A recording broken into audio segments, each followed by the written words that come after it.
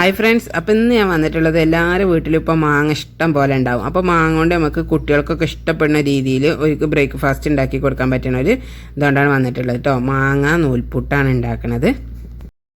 നല്ലൊരു മാങ്ങ എടുക്കുക, എന്നിട്ട് അതിങ്ങനെ കഷ്ണം വെട്ടി അതിൻ്റെ കയമ്പ് മാത്രം എടുക്കുക, തൊലിയൊക്കെ ചെത്തി കളഞ്ഞിട്ട് ആ മാങ്ങൻ്റെ ഉള്ളിലെ നല്ല കയമ്പ് വിടർത്തിയെടുക്കുക. വീഡിയോ റെക്കോർഡ് ചെയ്തപ്പോൾ എൻ്റെ മാപ്പിളക്ക് ഒരു പൂതി, അപ്പോൾ മൂപ്പര് അങ്ങനെ പറഞ്ഞതാണ് കേട്ടോ. അപ്പോൾ ഞാൻ എടുത്തിട്ടുള്ളത് ഒരു വലിയൊരു മാങ്ങയും ഒരു ചെറിയൊരു മാങ്ങ കേട്ടോ. ഒരു അരക്കപ്പിൻ്റെ അടുത്തൊക്കെ ഉണ്ടാവും കാരണം മാങ്ങ നുറുക്കിയെടുത്തപ്പോൾ. അപ്പോൾ അതൊരു മിക്സിൻ്റെ ജാർക്ക് ഇട്ട് കൊടുക്കുക. പിന്നെ നമുക്കിതിലേക്ക് വേണ്ടത് പഞ്ചസാരയാണ്.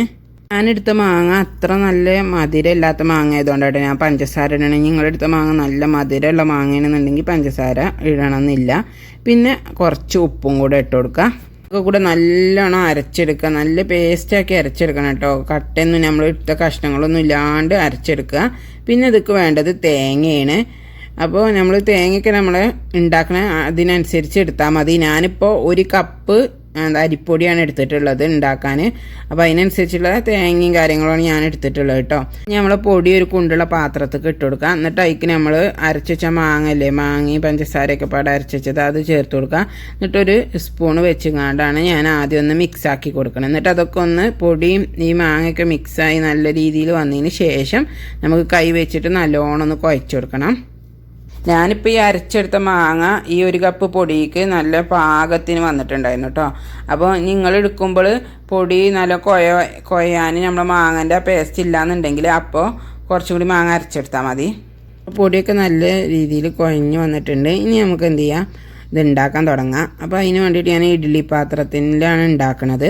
അപ്പോൾ അതിൽ കുറച്ച് എണ്ണയൊക്കെ തേച്ച് റെഡിയാക്കി വെച്ചിട്ടുണ്ട്. ഇനി നമുക്ക് നൂൽപുട്ട് നമ്മൾ ഉണ്ടാക്കില്ല, അതേപോലെ തന്നെയാണ് നൂൽപുട്ടിൻ്റെ അച്ചെടുക്കുക. എന്നിട്ട് അതിലേക്ക് നമ്മളിത് ഓരോ ഉരുളാക്കിയിട്ട് ഞാൻ ഇട്ട് കൊടുക്കണത്. അപ്പോൾ നമുക്ക് ഇങ്ങനെ പീച്ചാൻ എളുപ്പമുണ്ട്. എന്നിട്ട് നമ്മൾ നൂൽപുട്ട് ഇങ്ങനെ നമ്മൾ ഇഡ്ഡലി തട്ടിലൊക്കെ എല്ലാവരും ഉണ്ടാക്കുന്നുണ്ടാകും. അപ്പോൾ അതുപോലെ ഉണ്ടാക്കി കൊടുക്കാം. നമ്മൾ അതിക്കിങ്ങനെ പീച്ചിങ്ങാണ്ട് കൊടുക്കുക. നല്ല ഒരു റൗണ്ട് 2 റൗണ്ടൊക്കെ അടിച്ചാൽ മതി. നമ്മൾ ആവിക്ക് വെക്കുന്നതിൻ്റെ മുന്നേ തന്നെ അതിക്ക് തേങ്ങയൊക്കെ ഇട്ടുങ്ങാണ്ട് വെക്കുക. അപ്പോൾ തേങ്ങയൊക്കെ നമ്മൾ കുറച്ച് അധികം ഇട്ട് കൊടുക്കുക, അതാ കാരണം ടേസ്റ്റ്. പിന്നെ മധുരം നമ്മളെ ഇഷ്ടത്തിനനുസരിച്ച് ഇട്ട് കൊടുക്കുക കേട്ടോ. കുറച്ചൊക്കെ മധുരം ഉണ്ടാവണേണ് ഇതിന് ടേസ്റ്റ് ഉണ്ടാവുക. എന്നിട്ട് വെള്ളമൊക്കെ തിളച്ച് വന്നാൽ നമ്മൾ ഇഡ്ഡലി ചെമ്പിൻ്റെ അതിക്ക് വെച്ച് കൊടുക്കുക. എന്നിട്ട് അടച്ച് വെക്കുക. അപ്പോൾ നമ്മൾ നൂൽപുട്ടിൻ്റെ അതേ വേവ് തന്നെ ആയിരിക്കും ഇതിനും.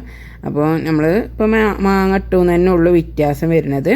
അപ്പോൾ ഇതാ നമ്മളെ നൂൽപുട്ടൊക്കെ റെഡി ആയിട്ടുണ്ട്. നല്ല ചൊറുക്കും ഉണ്ടായിരുന്നു, തിന്നാനും നല്ല രസമാണ്. അപ്പോൾ കുറച്ച് മധുരവും പിന്നെ നമ്മളെ തേങ്ങയൊക്കെ ഇങ്ങനെ കൂട്ടി തിന്നുമ്പോൾ നല്ല രസമാണ്. കറി ഇതൊന്നും വേണ്ട. അപ്പോൾ ഇപ്പോൾ മാങ്ങയൊക്കെ എല്ലായിടത്തും ഉണ്ടാവുമല്ലോ. അപ്പോൾ ഒന്ന് ഉണ്ടാക്കി നോക്കുക കേട്ടോ.